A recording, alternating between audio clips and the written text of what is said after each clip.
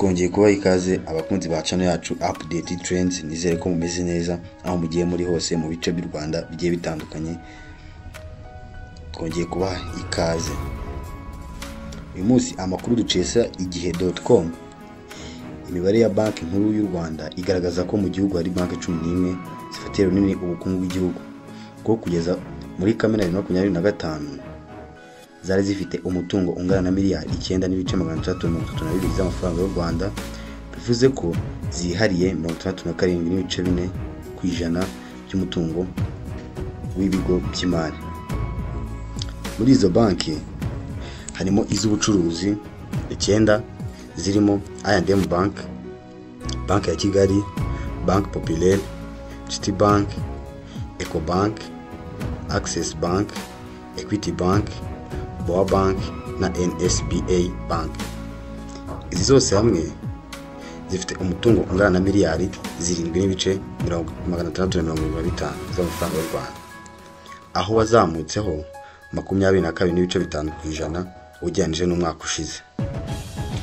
Kuzamuka k'umutungo w'izi banki kwaturutse ahanini ku kwiyongera kw'amafaranga ziguriza abaturage, bityo zikabona inyungu, ndetse no kuzamuka k'umubare w'amafaranga abitswa, nabyo biri mu byagize uruhare mu kuzamuka kw'imitungo y'izi banki.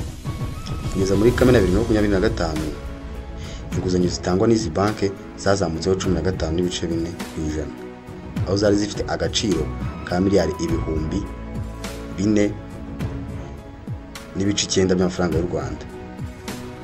Gusa zaragabanutse ugereranije n'umwaka wari wabanje, kuko uwo zari kuri 16.1% muri 2024.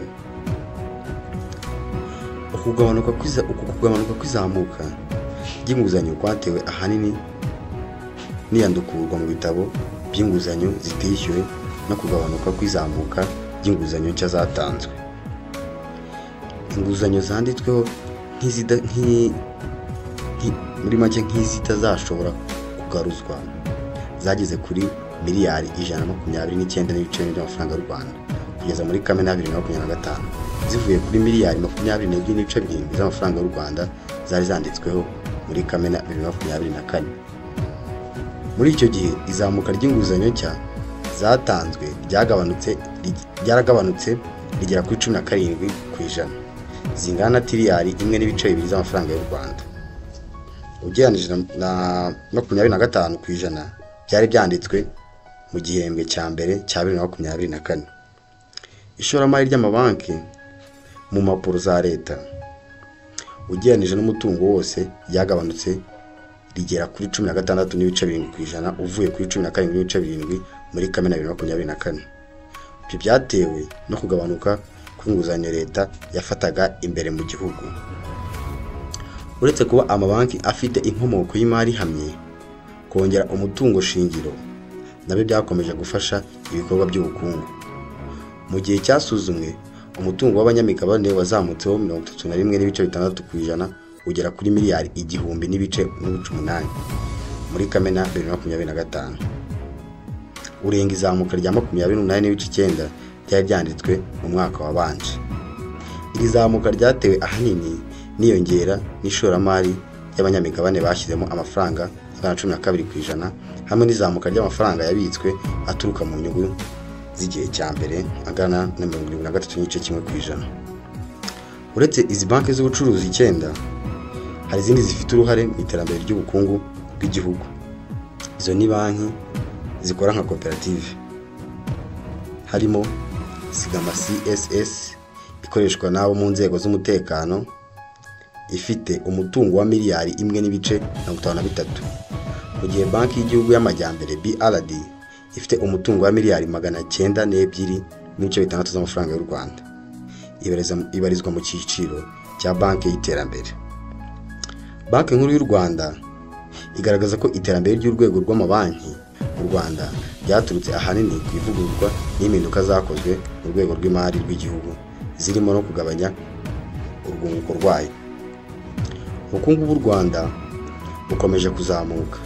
Raporo y'ikigo cy'igihugu cy'ibarurishamibare NISL igaragaza ko umusaruro mbumbe w'u Rwanda wageze kuri miliyari 7,798 y'amafaranga y'u Rwanda mu gihembwe cya kabiri cya 2025, bigaragaza izamuka rya 7.8% mu gihe wari wazamutseho 6.5% mu gihembwe cya mbere cya 2025. Imibare igaragaza ko serivisi zagize uruhare rwa 50% mu musaruro mbumbe w'igihugu, ubuhinzi bugira uruhare rwa 23%, inganda zigira uruhare rwa 21%, naho ibindi bisigaye bigira uruhare rwa 5% mu musaruro mbumbe w'igihugu. By'umwihariko muri iki gihembwe uruhare rw'ubuhinzi rwazamutseho 8%, urw'inganda ruzamukaho 7%, naho serivisi zazamutseho 9%. Umusaruro wa serivisi z'amacumbi na resitora wagabanyutseho 7% nyuma y'uko wari wazamutseho 18% mu gihembwe nk'iki cya 2024.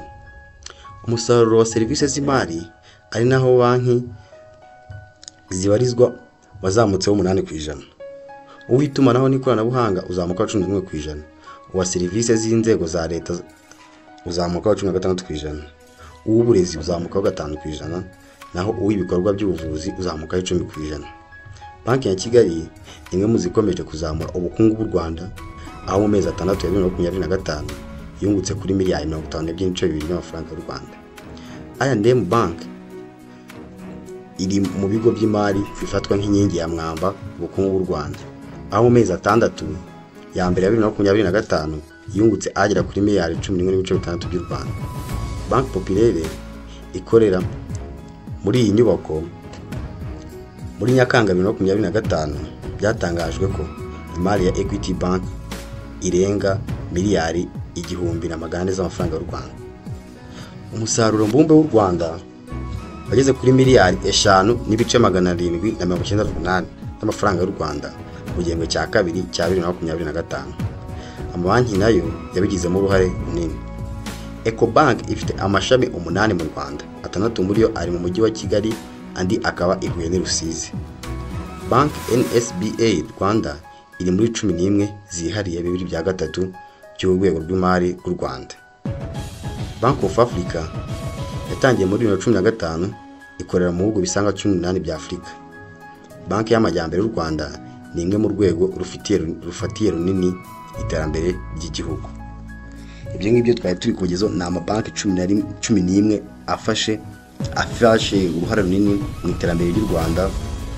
Ubwo ngubwo tunagusaba ngo igihe ushima aya makuru tuba twakugejejeho izi nkuru nk'izi ngizi zigiye zikomeye zigaragaza ukuntu ubukungu bw'igihugu cyacu buhagaze, wasigaho like, kandi nimba utarakora subscribe wakora subscribe kugira ngo ibiganiro nk'ibi bitazajya bigucika. Murakoze.